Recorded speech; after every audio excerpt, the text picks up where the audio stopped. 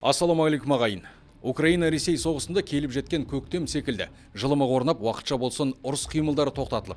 Өзінен 10 есе үлкен мемлекетпен 3 жылға созылған ауыр қақтығыстан қансыраған Украина кішкене болсын жарасын жазып еш жияма деген айдай әлемнің үміті тағы да ақталмайтын секілді ме? 11 наурызда Саудиялық Арабстанның Джидда қаласында Трамптың келіссөзшілері 30 күндік тыныштық тәртібін ұсынды. Украина келісті, Путин қабылдамай отыр.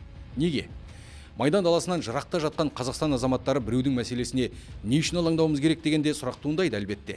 Арагідік НАТОға балама әскери блок ретінде айтылып қалатын ұжымдық қауіпсіздік шарт ұйымының тізгін ұстап отырған Иманғали Тасмағамбетов те әлемдік ақпарат құралдарының жұлдызы болып шыға келді. Айтпақшы, біздің қазақ ғаламторындағылар Иванғали деп айдарлап үлгерген Имекең шынымен орыс құл ма? Осы және өзге де сұрақтарға жауап іздеп көрсек. Білуіміз тиіс біраз мәселе бар. Білген дұрыс арнасының тұрақты және арнаға жолшыбай кездесіп қалған көрермендерге де әдеттегідей патша көңілдеріңіздің қалауымен лайк лүпіл басып пікірлеріңізді жаза отырыңыздар демекпін. Бастайық.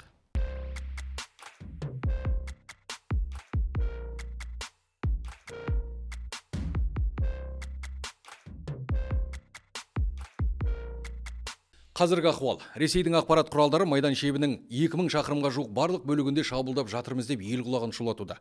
5 күн бұрын Ресейдің Курск облысындағы Украина әскерлерінің қорғаныс шебінің бұзылғандығы туралы ақпарат тарады. Әскери пропаганда бұлбұлдарының айтуларынша Украинаның 10 мың сарбазы қоршауға түскен. Осы мәліметті жұрттың санасына тереңнен сіңіру үшін Ресей басылымдары Украин қарулы күштері әскери техникаларын тастап қашып жатыр деген мақалаларды қарша боратуда. Мәселен, ВСУ-дің уақыты аз қалды. Алда тазалау мен талқандау. Курскіден қашқан ВСУ таңдаулы қаруларын тастап кетті. Суджа үшін соңғы шайқас. Ресей әскери майданның барлық шебінде шабуылға шықты деген мақала атаулары әлбетте сыни ойлау қабілеті төмен теледидар мен газеттерге имандай сенетін тобырдың құлақтарынан кіріп бойларын алатыны анық қой. Бірақ оны Украинаның әскери бас қолбасшылығы да, президенті де, әскери сарапшылары да жоққа шығарды. Біздің әскерилер қойылған міндетті қажетіне қарай қалтықсыз орындауда. Курскідегі құрамаларымыздың пәрмен арқасында Ресейдің басқа бағыттардағы күштерінің көп бөлігіне күш жүгерді Курскіге бағыттауға тура келді. Осылайша біз Покровск бағытындағы жағдайды тұрақтандыра алдық.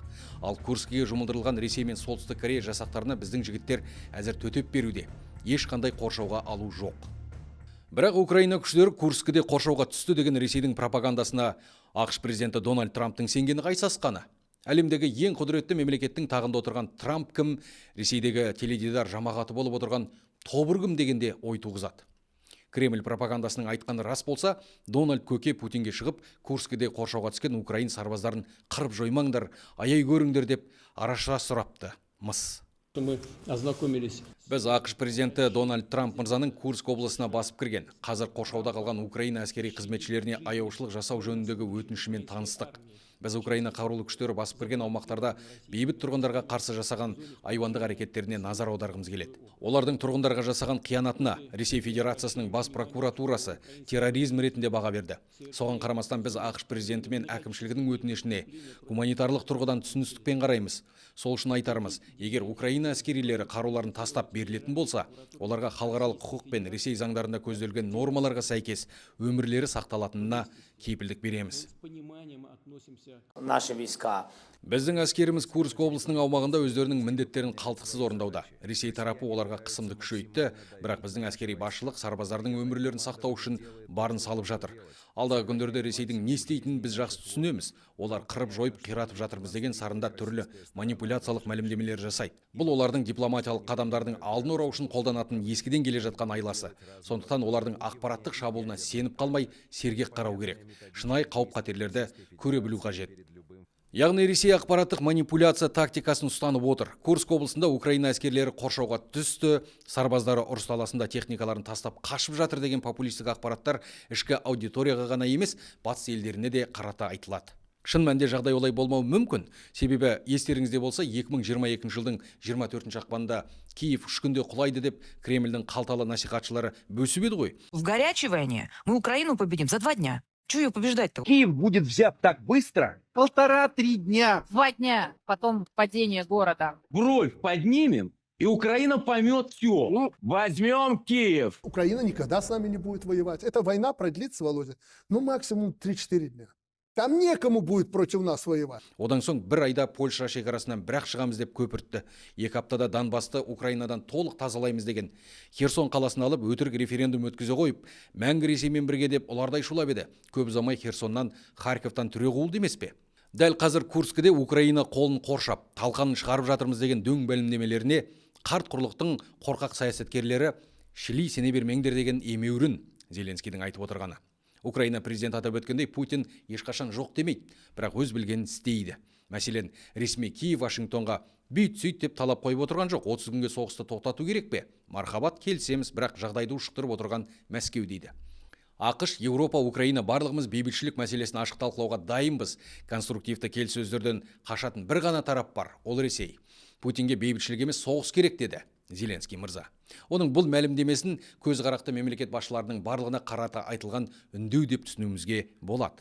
Украинаның қоғам және мемлекет қайраткері 2016-2019 жылдары елдің уақытша басып алынған аумақтар ісі жөніндегі вице-министрі болған Георгий Тука 30 күнге соғысты тоқтату идеясына қатысты Путиннің түлкі бұланға салуын былай деп түсіндіреді.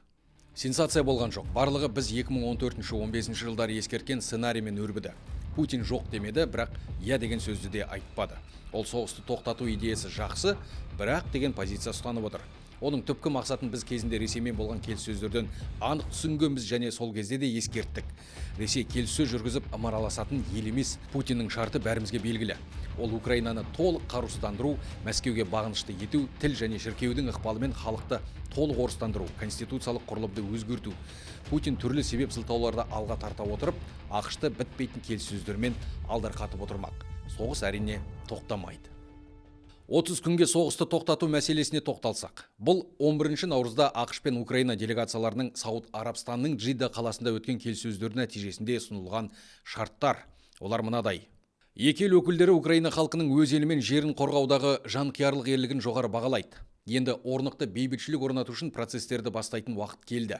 Украина делегациясы президент Трампқа, ақш халқы мен конгресіне бейбітшілікті жақындатуға деген ұмтылысы үшін ризашылығын білдіреді. Украина Ресей тарапы келіссе және оны мүлтіксіз орындаса, атысты 30 күнге уақытша тоқтату туралы ақштың ұсынысын қабылдауға дайын. Вашингтон өз тарапынан бұл қадамды бейбітшіліктің кілті екенін Мәскеуге түсіндіруге міндетті. ақш барлау мәліметтерін уақытша тоқтатудан бас тартып, Украинаға қауіпсіздік мақсатында көмек беруін қайта жалғастыруға міндетті. Бейбіт процесс аясында атыс тоқтатылған соң әскери тұтқындарды босату, Украинадан күшпен әкетілген балалар мен қамауға алынған өзге де азаматтарды қайтару және соғыстан жапа шеккен тұрғындарға гуманитарлық көмек көрсетілуі тиіс. Қос тарап келіссөзшілерінің құрамын жасақтап тез арада процесті бастайды. ақш, Вашингтон мен Киев келіссөздерінде келтірілген нақты ұсыныстарды Ресей өкілдерімен талқылауға міндетті. Украина тарапы бейбіт процестерге еуропалық мемлекеттердің тартылуы маңызды деп санайды. Екі елдің президенттері Украинаның минералды ресурстарын барлау және өндіру үшін тез арада келіссөзге келуі тиіс. Бұл ретте Украинаның қауіпсіздігі ғана емес, оның экономикасының ұзақ мерзімді тұрақты дамуына кепілдік берілуі қажет. Ойнас оттан ыстық, боқтан сасық дейді ғой қазақ. Саяси дипломатиялық ойындарды да осы ойнасқа телуге болатын шығар сірә. Бір-біріне жоғары дәрежеде жылы жүзді ықылас ілтипат танытып, біз бұлбұлда, сіз дүлдүл, сен жақсы да мен жақсы дейді, бірақ іште арам ой жатады. Әлгі ыстық ықылас ақша мәселесіне келгенде су сепкендей басылады. Қысқасы, ақш делегациясы Украина үкіметі түзіп берген шарттардың барлығын жоғары бағалап алды да, сирек металдарды игеру мәселесіне келгенде асықпай, кейін талқылайықшы деп теріс айналды. Бұндай жүріс кімге пайдалы? Әрине Путинге. Джидда кездесуінен соң Марко Рубионың бүйдегені бар еді. Украина бейбітшілікке мүдделі. Ендігі сөз Ресейде. Егер олар жоқ десе, өкінішке қарай бейбітшілікке ненің кедергі болғанын білетін боламыз. Ненің кедергі екені білінбеді, бірақ не керек екенін Украина тарапы айтып отыр. Соғысты жалғастыру. Бұндай жағдайда Киевке кезекті Б жоспарына арқа сүйеуден басқа амал қайсысы? Еуропа. Қарт құрлықтың көсемдері кеңесіп өткенде естеріңізде болса, бітімгершілік мақсатта 30 мыңға дейін Франция мен ағылшын әскерлерін кіргізу жоспарын талқылаған болатын. Солақ екен, ұжымдық қауіпсіздік шарты ұйымының бас хатшысы, яғни төрағасы тіл қатты. Еуропаның астаналары Украинаға әскери контингент кіргізу мүмкіндігін баяғыдан бері талқылап жүр, бірақ ресми қадам жасалмады. Себебі бұндай сценарий аумақта қауіпті ахуал туғызуы мүмкін. Оның үстіне экономикалық әлеуметтік мәселелерден шаршаған Еуропа халқының бұған көне қоюы екі талай. Егер бұндай бастама жүзеге асса, ұжымдық қауіпсіздік шарты ұйымға мүше барлық мемлекеттердің келісімімен тиісті шара қабылдауға дайын. Саяси ортада ОДКБ ұйымын Ресейдің НАТОға қарсы балама ретінде құрған қауіпсіздік қалқаны деп бағалайтындар көп. Демек, НАТОға мүше ағылшын француз әскері Украинаға, яғни Ресейдің іргесіне келсе, қарымта қадам жасалады деп пайымдауға болар бәлкім. Бұл ақиқатында Мәскеудің қырғи-қабақ соғыс кезінен бергі ұстанып келе жатқан риторикасы, яғни Ресейдің сөзін қазақ саясаткерінің сөйлеуі қалай етті деген біздің қоғамда қазір таңданыс пен өкініш бар сияқты. Ол аз болса, Иманғали Нұрғалиұлының мәлімдемесіне қатысты ұйымның баспасөз хатшысы бүй деп отқа май құя түскендей түсініктеме берді. Ал біздің қоғамда халықтың бір бөлігі Иманғали Тасмағамбетовті қазақтың жанашыры, ұлтжанды азамат, қазақ мемлекеттігі парадигмасының, яғни біздің тарихымызбен астасқан, келешекке бағдарланған мемлекеттік идеологиямыздың туын көтерушілердің бірі болған тұлға ретінде танитыны анық. Мәскеуде отырып бұлайша сөйлегені қай сасқаны деп жаға ұстады жұрт. Иманғали Тасмағамбетов ұлт жанашыры, қазақ мемлекеттігінің бастауында тұрған ұлтжанды мемлекет қайраткері еді ғой. Имекеңді не тілен түртті деген қазіргі уақытта таңданыс басым жұртта. Тіпті оған Иван Ғали деп те айдар тағып үлгерді көпшілік. Себебі ұжымдық қауіпсіздік шарт ұйымына Қазақстан кіреді. Егер ғайыптан тайып ұйым Украина шабуылына ұшыраған Ресейдің Курск облысына әскер кіргізіп жатса, оның құрамында қазақ сарбаздары да ұрысқа кіре ме деген күпті ой ғой. Әлбетте, бұндай мәлімдемені шалапұшты естіп алып, байбалам салғаннан гөрі бұл мәселеге қатысты сарапшының пікіріне жүгінгенді жөн деп санаймыз. Иманғали Тасмағамбетов сол ұйымның жаңағы сайланған басшысы ретінде ол ұйымның жарғысына, уставтарына сай мәлімдемелер жасауға міндетті. ОДКБ оның жеке ұйымы емес, ол мемлекет аралық, 5-6 мемлекеттің 92 жылы бірлесіп құрған мемлекет аралық ұйымы. Ол мемлекет аралық ұйымның белгілі шарттары болады, өзінің уставы болады.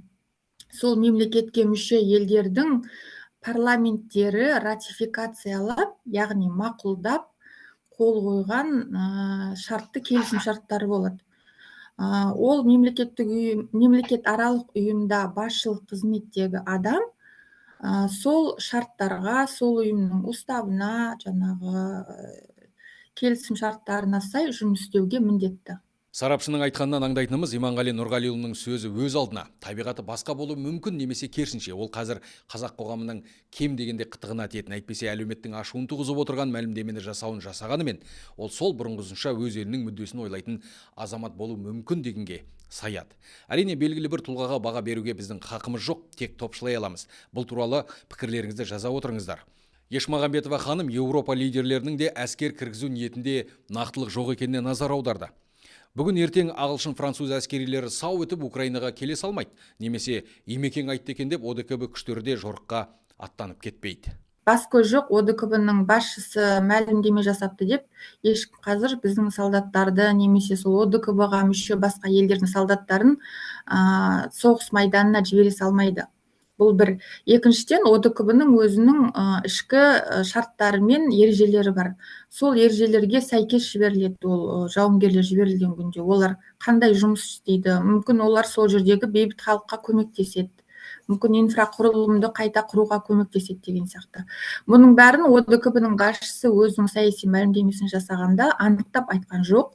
Сондықтан да ондай шешім қабылданатын болса, барлық ОДКБ-ға мүше елдердің мемлекет басшылары бұл жағдайды саралап, өздері ашық айтып, өзара келісіп, оны парламенттеріміз ратификациялап, содан кейін ғана барып, белгілі бір іс-қимыл болады. Демек, ОДКБ күштерінің Украинаға аттануы екіталай екен деп топшылауымызға әбден болады. Бейбіт бітімге келу қадамдары негізінен ақш, Украина, Ресей арасында жасалып жатыр. Бірақ соңғылардың сөз бидасы көп екенін жоғарыда айттық. Украинаның мүддесін оның Джида келіссөздеріндегі мәлімдемелерінен аңғарамыз. Елді қорғау, қансыраған экономикасы мен азаматтардың жағдайы және аумақтық тұтастықты ретке келтіру. Ресей мүддесін Зеленскийден бастап бәрі айтты. Украина толық тізе бүккенге дейін соғысты жалғастырып, елді Ресейдің ықпалына басы бүтін кіргізу. Киевтің ақштан әскери көмек пен барлау мәліметтерін беруді қайта жалғастыруды талап етіп отырғанда сол. Себебі Украинаның ресурсы Ресейдік сияқты ұшан теңіз емес, енді бір жыл соғысты көтере алмауы да мүмкін. Ал Джиддадағы талаптарды Трамп қабылдамады. Демек, Украинаға жойылып кету қаупі төніп келеді. Тез арада бейбітшілік орнатуға мүдделіміз деп жүрген ақш президенті айғабаты жасап отыр ма сонда? Деген сұрақ туады. Себебі сарапшылық ортада Украина-Ресей соғысының жеңімпазы біреу ғана, ол Трамп. Егер қақтығысушы тараптар әуелі уақытша атысты тоқтатып, ізінше ұзақ мерзімді бейбіт процестерді бастаса, бұл сөз жоқ Трамптың әлемдегі ең ықпалды саяси ойыншы ретіндегі жеңісі болады деген пікірлер бар.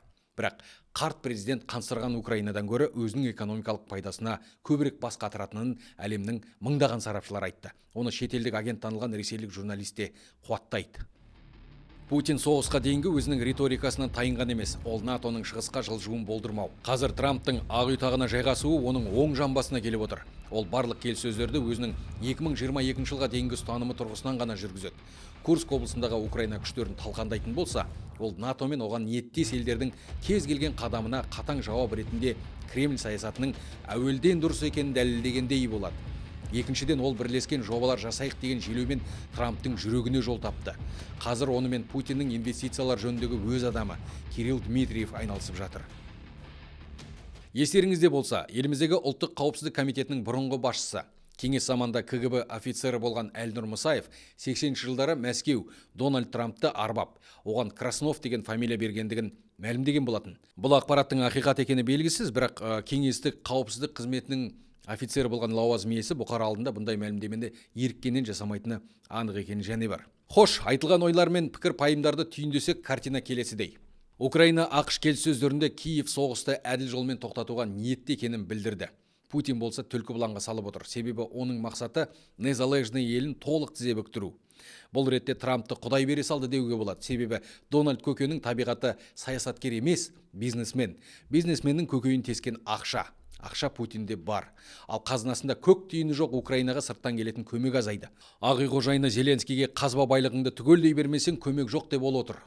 Қазақша айтқанда екі түйе сүйкенсе ортасында шыбын өлетінің кері.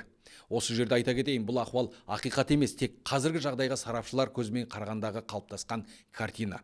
Ал оның өзгеруі әбден мүмкін.